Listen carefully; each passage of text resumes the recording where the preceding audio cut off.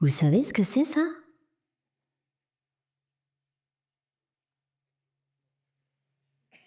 C'est rond, ça tourne, c'est coloré. Ça sent peut-être? Eh bien ça, oui, c'est une molécule. Et les molécules sont les unités fondamentales de la chimie, les briques de base de la vie. Elles constituent la matière. Pas très exotique cette histoire de matière. Et pourtant, en s'assemblant grâce à des réactions chimiques, elles vont donner naissance au vivant.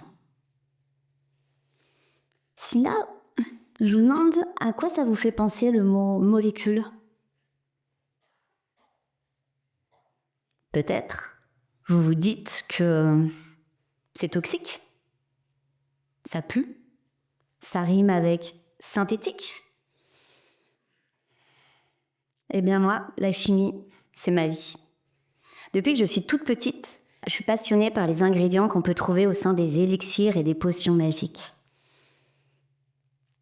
Je suis Swazik Prado, professeure au Muséum national d'histoire naturelle, et mon domaine de recherche porte sur le langage de la nature. Un langage un petit peu particulier qui fait intervenir des molécules naturelles qui, telles de véritables signaux chimiques, interviennent dans les interactions au sein des écosystèmes. Ces molécules sont présentes partout.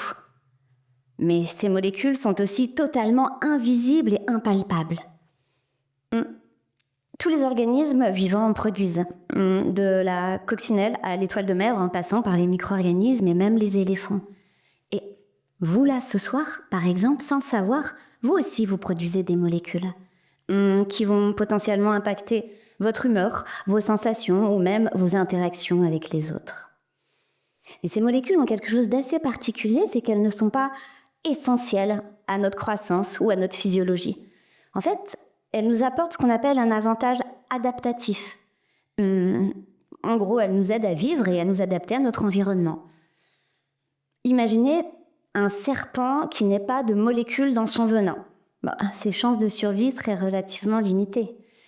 Ou même des amanites tumouches qui ne produiraient pas de molécules toxiques. Eh bien, peut-être qu'elles finiraient en fricassée de champignons. Ainsi, les organismes vivants produisent des molécules toxiques pour préserver leur territoire et se protéger. Vous avez sans doute déjà dû entendre parler du noyer. Vous savez, cet arbre bien connu des jardiniers que l'on appelle aussi l'arbre sorcière, parce qu'à ses pieds, rien ne pousse. Cet arbre est connu depuis les civilisations grecques et romaines pour ses facultés néfastes, empêchant la croissance de plantes alentour. Eh bien, ce noyer produit une molécule toxique, la jugulone, qui, une fois libérée, s'épanche sur le sol et empêche totalement les autres plantes de pouvoir pousser là. Mais vous allez me dire, comment un arbre peut-il se protéger lui-même de ses propres molécules toxiques?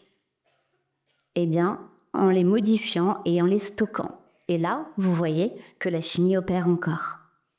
Ce qu'il y a d'assez magique avec ces molécules, c'est qu'en fait, elles ont plein de fonctions différentes. Par exemple, elles servent de mots. Oui, de mots. Parce que nous aussi, en tant qu'humains, nous sommes capables d'échanger. Énormément d'organismes, et si nous sommes très bavards, énormément d'organismes n'ont pas cette faculté-là. Ils n'ont d'ailleurs pas forcément la faculté de se déplacer. Alors, pour pouvoir communiquer, ils produisent des molécules qui leur permettent d'échanger, mais aussi de s'entraider. Par exemple, une plante va pouvoir produire des composés qui vont alerter les plants voisins si jamais elle est attaquée par des herbivores ou si elle subit un stress.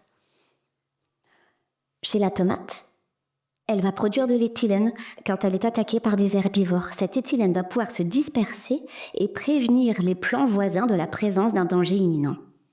En réponse, les feuilles vont pouvoir accumuler des molécules particulièrement toxiques et amères, des tanins, qui vont les rendre totalement indigestes. Dans un autre registre, les fleurs vont produire des molécules odorantes avec des odeurs particulièrement agréables qui ont pour objet d'attirer les pollinisateurs, comme les insectes, les abeilles et les colibris. Ces molécules sont particulièrement agréables et ont des odeurs particulièrement fleuries qui peuvent inspirer d'ailleurs la création de parfums.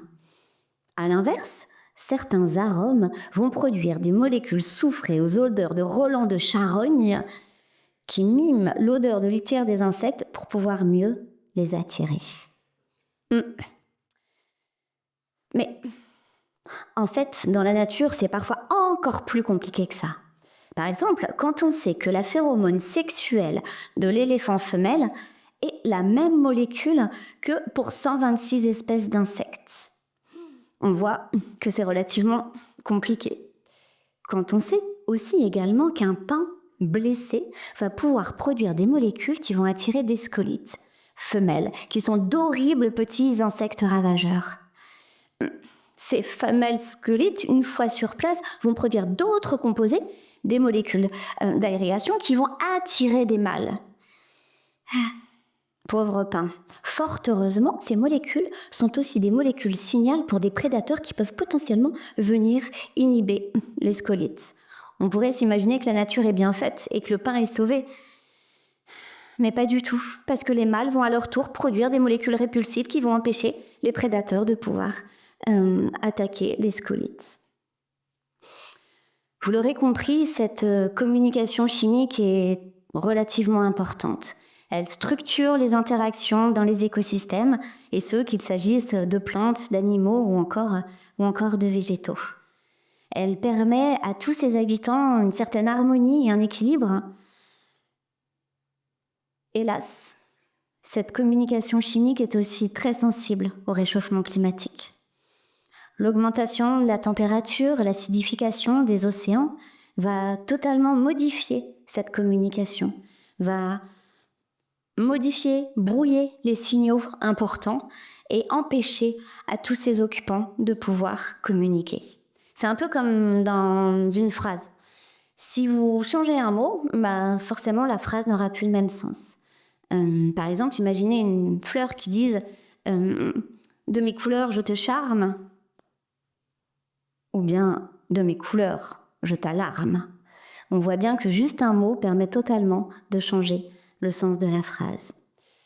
Et c'est comme ça, par exemple, que l'augmentation de la température des océans impacte directement les algues, qui n'ont plus la capacité de produire des molécules à même de leur permettre de se défendre contre des bactéries. Et du coup, elles deviennent très très vulnérables. On sait par exemple que certains pucerons, face à l'augmentation de la concentration de dioxygène de carbone qui est attendue, n'auront plus cette faculté de produire des phéromones d'alarme pour alerter les congénères quand ils sont mâchouillés par une coccinelle. Alors oui, évidemment, on peut se dire que ça sera la fête des coccinelles, mais imaginez le désordre dans les jardins. Donc, vous l'avez compris, ce réchauffement climatique impacte directement, engendre des modifications de ces composés qui engendrent à leur tour une perte de la biodiversité.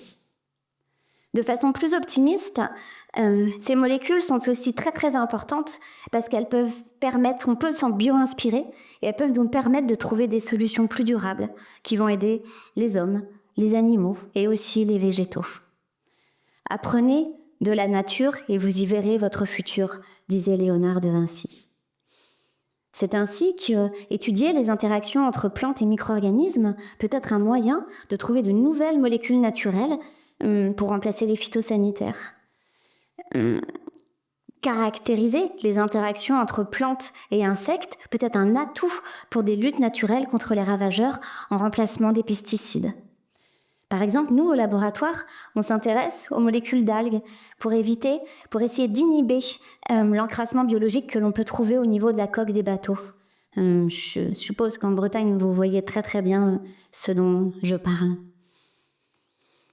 Ces molécules sont aussi fondamentales pour trouver de nouveaux médicaments. Il faut savoir qu'à l'heure actuelle, on estime environ à 50% des molécules qui ont été mises sur le marché et qui sont devenues des médicaments qui sont issus de micro-organismes, de plantes ou d'invertébrés marins.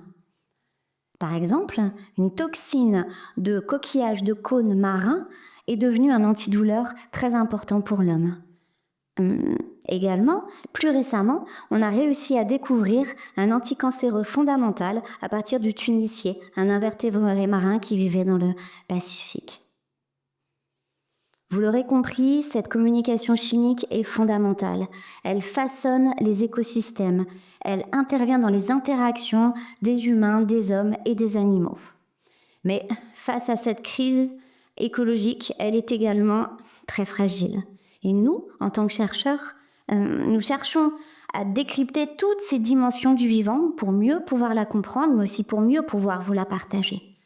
Et nous espérons qu'à travers ces études, nous pourrons potentiellement impacter des actes et des comportements responsables face à cette perte de biodiversité. Et quant à vous, surtout, continuez à être curieux, ayez le nez en l'air, observez, questionnez, soyez alerte au message de la nature, parce qu'être sensible à cette communication chimique, c'est une façon aussi de préserver la biodiversité et de protéger notre futur.